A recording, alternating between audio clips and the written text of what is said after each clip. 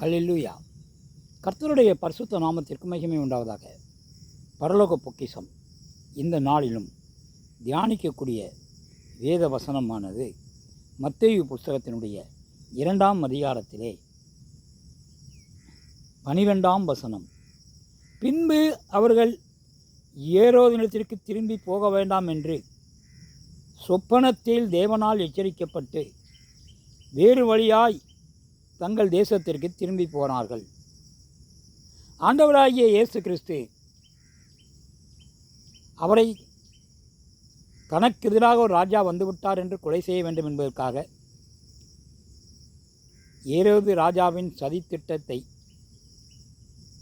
கர்த்தருக்கு தெரிந்திருக்கும், நிச்சயமாகவே தெரியும். ஆகவே அதை தடுப்பதற்கு தேவன் பல வழிகளிலே செயல்பட்டதை நாம் பின்வரும் வசனங்களிலே பார்க்க இருக்கின்றோம்.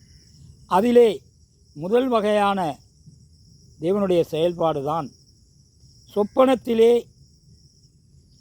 ஞானிகளுக்கு தேவனால் எச்சரிக்கை விடப்பட்டு தாங்கள் ஏரோது ராஜாவிடத்திற்கு போக வேண்டாம், வேறு வழியாய் தங்கள் தேசத்திற்கு திரும்பிச் செல்லுங்கள் என்று கட்டளையிட்டார். எப்படி ஆண்டவராகிய இயேசு கிறிஸ்து அவர்கள் வருகையிலே அந்த பிரயாணத்திலே பாதுகாப்பாக சுகமாக வந்து ஆண்டவராகிய இயேசு கிறிஸ்துவை உண்மையோடும் ஆவியோடும் தொழுது கொள்ள வைத்தாரோ, அதேபோல் மீண்டும் அவர்கள் இருப்பிடத்திற்கு திரும்பிச் செல்ல தேவன் அவர்களோடு துணை இருந்தார். ஆகவே அவர்கள் எகிப்து வழியாக திரும்பிச் சென்றார்கள். பொதுவாகவே தன்னுடைய ஜனங்களுக்கான சத்துருக்கள், தன்னுடைய ஜனங்களுக்கு இவர்கள்தான் சத்துருக்கள் என்று தெரியாவிட்டாலும் தேவனுக்கு தெரிந்திருக்கிறபடினாலே தேவன் நம்முடைய சத்துருக்களிடமிருந்து நம்மை காக்கும் பொருட்டு நமக்கும் காலங்களிலே சொப்பன தரிசனங்களை தேவன் தருகிறார்.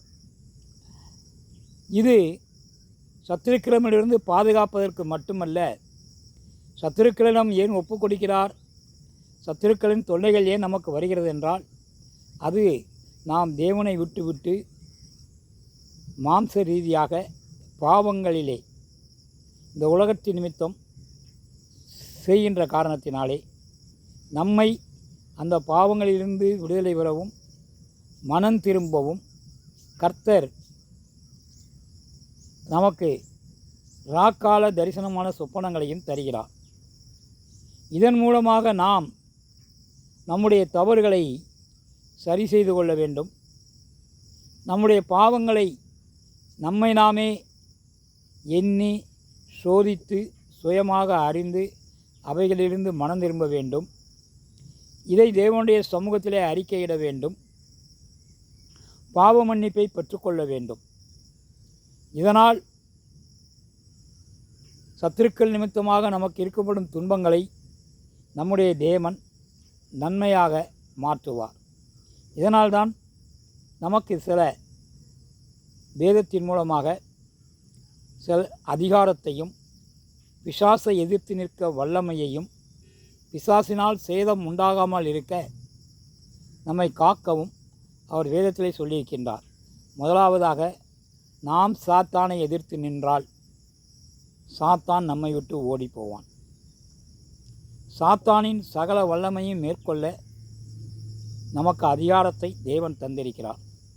சாத்தானால் நம்மை சேதப்படுத்த முடியாது என்று அதற்காக அவர் நமக்காக பரிந்து பேசுகின்ற குமாரனாக இருக்கிறார். ஆகவே நமது நன்மைக்காகவும் நமக்கு தொடர்ந்து வரும் தொல்லைகளிலிருந்து அதை அனுமதித்தாலும் அதிலிருந்து விடுதலை கொடுக்கவும் வல்லவர். இதற்குத்தான் இன்றைக்கும் நமக்கு ராக்கால தரிசனமான சொப்பனங்களை தந்து நம்மை விடுவிக்கிறார் என்பதை யோபுக்கு எப்படி நேர்ந்ததோ அதேபோல நமக்கும் துன்பங்கள் வரலாம். ஆனால் முன்னிலைமையை பார்க்கலும் பின்னிலைமையை தேவன் இரட்டத்தனையாக ஆசீர்வதிப்பார் என்பதை யோபு புஸ்தகத்திலே 33ஆம் அதிகாரத்திலே 16 18 வசனங்களை நாம் வாசித்து பார்ப்போமானால் இந்த வசனத்தின் வெளிப்பாடை கர்த்தர் ராக்கால சொப்பன தரிசனங்களை ஏன் தருகிறார் என்பதை நாம் புரிந்து கொள்ளலாம், அறிந்து கொள்ளலாம். அவர் ராக்காலத்து தரிசனமான சொப்பனத்திலே மனுஷருடைய செவிக்கு தாம் செய்யும் காரியத்தை வெளிப்படுத்தி அதை அவர்களுக்கு வரும் தண்டனையினாலே முத்திரை போட்டு மனுஷன் தன்னுடைய செய்கையை விட்டு நீங்கவும் மனுஷருடைய பெருமையை அடங்கவும் செய்கிறார். இவ்விதமாய் அவன் ஆத்துமாவை படுகுடிக்கும் அவன் ஜீவனை பட்டய வெட்டுக்கும் தப்புவிக்கின்ற தேவனாக இருக்கிறார். அல்லேலூயா. கர்த்தர் ராக்கால சொப்பன தரிசனங்களை ஏன் தருகிறார் என்பதை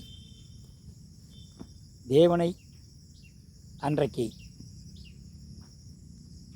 தன்னுடைய குமாரனை சதியிலிருந்து எப்படி காத்துக்கொள்ள செயல்பட்டாரோ அதேபோல் இன்றைக்கு நம்மையும் நித்திய ஜீவனை பெற்றுக்கொள்ள நம்முடைய ஆத்துமா மரணத்திற்கு செல்லாதபடி அழைத்து செல்ல கர்த்தர் நமக்கு ராக்கால சொப்பன தரிசனங்களை கண்டு நம்மை மனம் திரும்பவும் நம்முடைய பாவத்தை சரி செய்து கொள்ளவும் தவறுகளை தேவனிடத்திலே மன்னிப்பு கேட்கவும் பாவ மன்னிப்பை பெற்றுக்கொள்ளவும் இன்றைக்கு இந்த வசனத்தின் மூலம் நமக்கு வெளிப்படுத்தியிருக்கிறார்.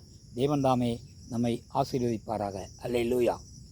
எங்கள் அன்பின் பரலோக பிதாவே, நல்ல ஆண்டவரே, கிருபையும் மகா இரக்கம் முறுக்க முடிவரே, இந்த நாளிலும் ராக்கால சொப்பன தரிசனங்கள் ஏன் என்பதற்கு கர்த்தர் நல்ல விளக்கத்தை, கர்த்தர் உம்முடைய செயல்பாட்டை இன்றைக்கு எங்களுக்கு வெளிப்படுத்தினீர். இப்படியாகவே உம்முடைய வருகை மட்டும் எங்களை பாதுகாத்து உம்முடைய ராஜ்யத்திற்குரிய பிள்ளைகளாக நித்திய ஜீவனை ஆசீர்வதிக்கும்படியாக ஜெபிக்கிறேன். தொடர்ந்து கிருபை பாராட்டும். துதிகனம் மகிமை யாவும் உமக்கே செலுத்துகிறேன் நல்ல பிதாவே. ஆமென். அல்லேலூயா. ஸ்தோத்திரம்.